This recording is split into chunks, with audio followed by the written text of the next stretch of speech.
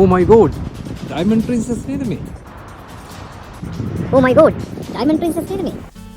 Subscribe පාරක් දාගෙන like එකක් දාගෙන මෙහෙනම් සෙට් වෙමු කට්ටියම සීමා vlogs එකට. යොකෝහාමා සිටි. දැන් ලොකු නැවක් ආවා කියලා වෙලා ආරංචියක් ආවා පොඩ්ඩක් ගිහිල්ලා බලන්න කියලා. ඔන්න රෙඩ් එක වැටෙන්න යන්නේ. යන්න හැදුවා. යොකෝහාමා සිටිගේ මිනාතෝ මිරයි ලයින් එකේ නිහොන් ඕදෝරි කියලා ස්ටේෂන් එකක් තියෙනවා. එතනින් තමයි මේකට ඇක්සස් වෙන්න පුළුවන් මෙතෙන්ට. එතෙන්ට කියන්නේ ඕසන් බසි කියලා. ඉන්ටර්නැෂනල් ක්‍රූස් ෂිප්ස් එහෙම නැත්නම් විශාල මගී නැව් එතෙන්ට එනවා. මොකද යාළුවා එන්න දඩි බිල්ඩින් එකක් නේද? මගී පාලමක් හැම තියෙන්නේ මේ. ඔළුවේදී බලාගෙන. යමු ඉස්සරහට චුට්ටක් බලන්න.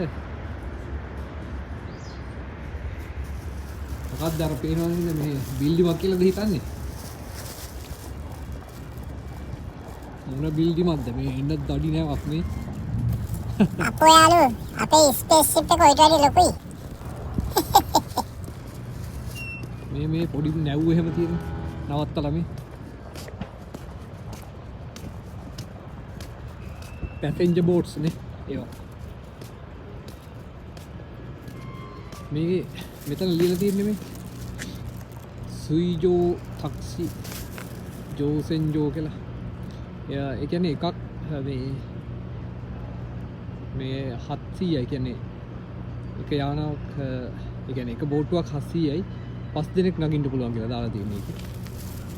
ඒක ලොකු ගානක් නෙමෙයි නේද? කොහොමද දඩි නැව? තව ලං කරන්න තිබ්බනම් මරු try එකක් දෙමු බලන්න ළඟට යන්න. වෙනදා වගේම කෝපි ෂොට් එක අනිවාර්යයෙන්ම කෝපි ෂොට් එක තියෙන්න එපා. දවල් දුනාට මේ මෝර්නින් ෂොට් කියලා තියෙන්නේ. ඒ වුණාට දවල් තමයි ගහන්නේ. ටයිම් නැහැ අපිට. වැඩ කරලා මේ ටයිම් එකට තමයි දවල් දැන් 2යි වෙලාව.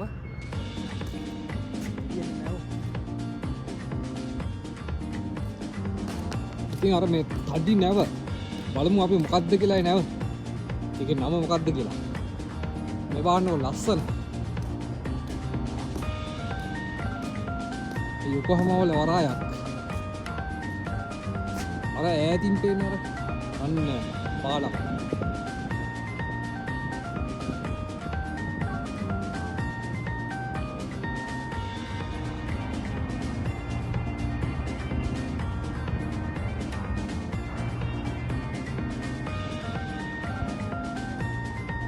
Oh my god, これは Oh my god, Diamond Princess නේද මේ? මම මෙතෙන් එනකන් එක දැනන් හිටියේ නෑනේ. මම නම් දැනන් හිටියා යාළුවා. Diamond Princess හැමිල්ටන් කියලා ගහලා දෙනවා. Diamond Princess Hamilton. ෂා මේක මට මේ මෙච්චර කාලයක් මම මේ try කර හිටියේ මේක එනකන්. කොහොමද සයිස් එක? ඔයාලා අද ලකි. ඔය එහෙම ලේසියෙන් දකින්න පුළුවන් කල් නෙමෙයි. අඩි නැව. බිල්ඩින්ගක් කියලා නේද පේන්නේ? කොහොමද සයිස් එක?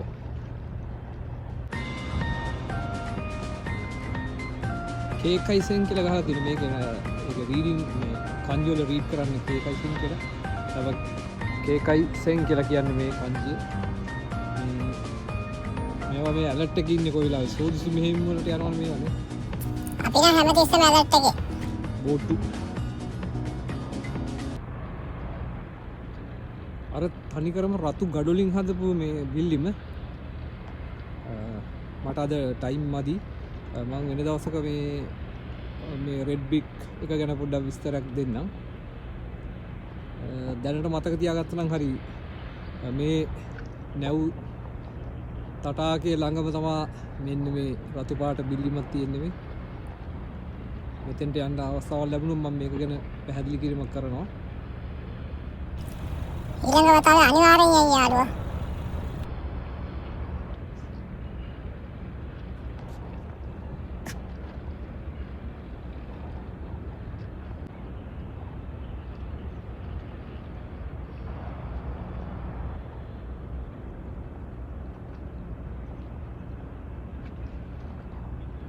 අර හඳපළුව බිල්ඩින් එක අර මේක මේ යොකෝහාමා වල ප්‍රසිද්ධ බිල්ඩිමක් හඳපළුව බිල්ඩිම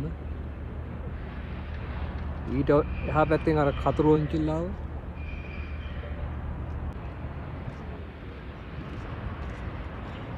විසිට් කරනවා නම් හොඳ ඒරියා මෙතන ලොකේෂන් එක මම පෙන්නන්නම් පස්සේ ට්‍රේන් එකෙන් කොහොමද එන්නේ කියලා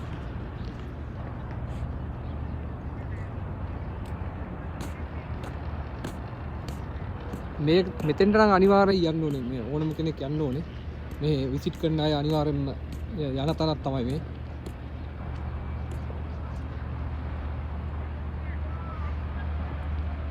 රතු පාට ගඩොල් වලින් හදලා තියෙන බිල්ඩිම පොඩ්ඩක් රිනෝවේෂන් එහෙම කරලා තියෙනවා දැන් ඒක මේ මොකද දැන් ගොඩක් කල් එකක් හින්දා ඉතින් ඉස්සෙල්ලා කිව්වා වගේම මිනාතෝ මිරායි ලයින් එකෙන් බැස්සහම මේ නිහොන් ඕදෝරි කියලා ස්ටේෂන් එක එතනින් තමයි ඇක්සස් වෙන්න පුළුවන්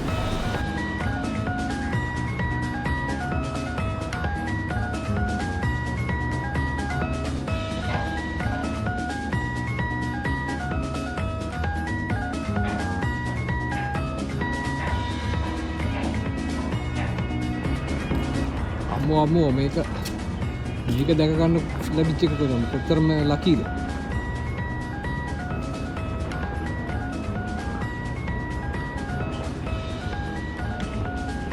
අම්මට සිරු වෙනව නේද කොහොමද සයිස් එක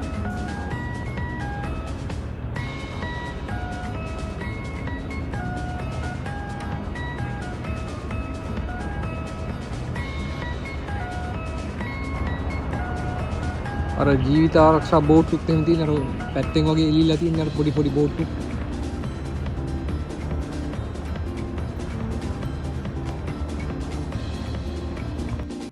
ජීවිතය කියලා කියන්නේ හරි පුදුම දෙයක් ඒක සමහරලාට අපි ළඟ කට්ටිය රැඳී සිටින අවස්ථා තියෙනවා සමහර අය අපෙන් වෙන් වෙලා යනවා නමුත් මම කල්පනා කරේ ඒ යම් කිසි ධර්මයක් තියෙනවා නම්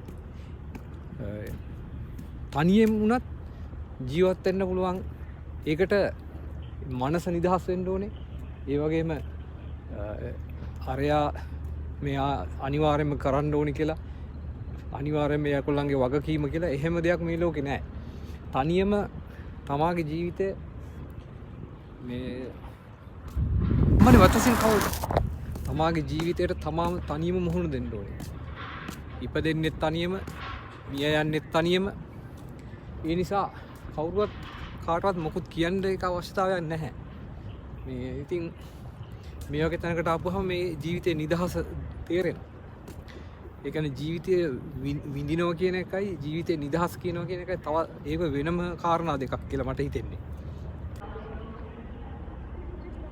ජපාන්ට එන්නේ සල්ලි හොයන්න ඒක හරි දැන් හැමෝම එන්නේ සල්ලි හොයන්න තමයි නමුත් ඊට වැඩිය ලොකු දෙයක් මේ තියෙනවා ජපානයෙන් ඉගෙන ගන්න පුළුවන් දේවල් ගොඩාක් තියෙනවා මේ ඒ කියන්නේ ජීවිතේට මුහුණ දෙන්න පුළුවන් මේ කොහොමද හොඳට මුහුණ දෙන්නේ කියන එක ගැන හොඳට ඉගෙන ගන්න පුළුවන් රටක් තමයි ජපානය කියලා කියන්නේ ඒක අවුරුදු ගාණක් මේ ජීවත් වෙච්ච අයට ඒක අනිවාර්යයෙන්ම තේරෙනවා මිනිහෙකුට ගොඩ නැගෙන්න නම් ඒකයි මේ ජපානය ගැන විස්තර දාන්නේ නිසාමයි අනිවාර්යයෙන්ම ඔයගොල්ලෝ බලන්න මේ මගේ වීඩියෝස් මේ කොහොමද මේ ජීවිතයට මුහුණ දෙන්නේ මේ හැම විස්තරයක්ම ජපානයේ තියෙන අස්සක් මුල්ලක් නෑර හැම විස්තරයක්ම මම දානවා ඒ නිසා අනිවාර්යයෙන්ම අපිත් එක්ක රැඳී සිටින්න සබ්ස්ක්‍රයිබ් කරලා අපිට සහයෝගය ලබා දෙන්න කමෙන්ට්ස් ඕනම දෙයක් අපි බාර ගන්නවා හැම දෙයකම පිළිවෙල කියන එක පේනවා බලන්න ඒ රටක තියෙන සංවර්ධනය කියන්නේ ඒක තමයි පිළිවෙලයි තමයි අපි දැන් টয়ලට් එකට යනවා බලන්නකො මේ වුණා ලස්සනට හදලා තියෙන හැටි টয়ලට්ස් එහෙනම් නැවට බයි බයි කියනවා ආපහු දවසක ආමු එමු ඩයමන්ඩ් ප්‍රින්සස් එහෙනම් අපි ගිහිල්ලා එන්න ඔන්න දවසක් කරින් අපි යනවා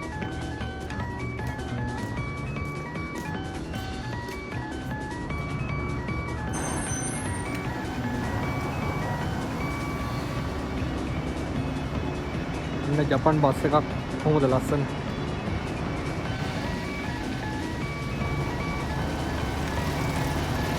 ඉල්දිම එක ගව්ව හින්දා පේන්නේ නැහැ ඒක.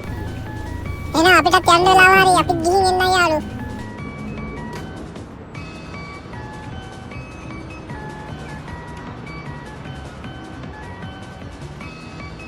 Wow.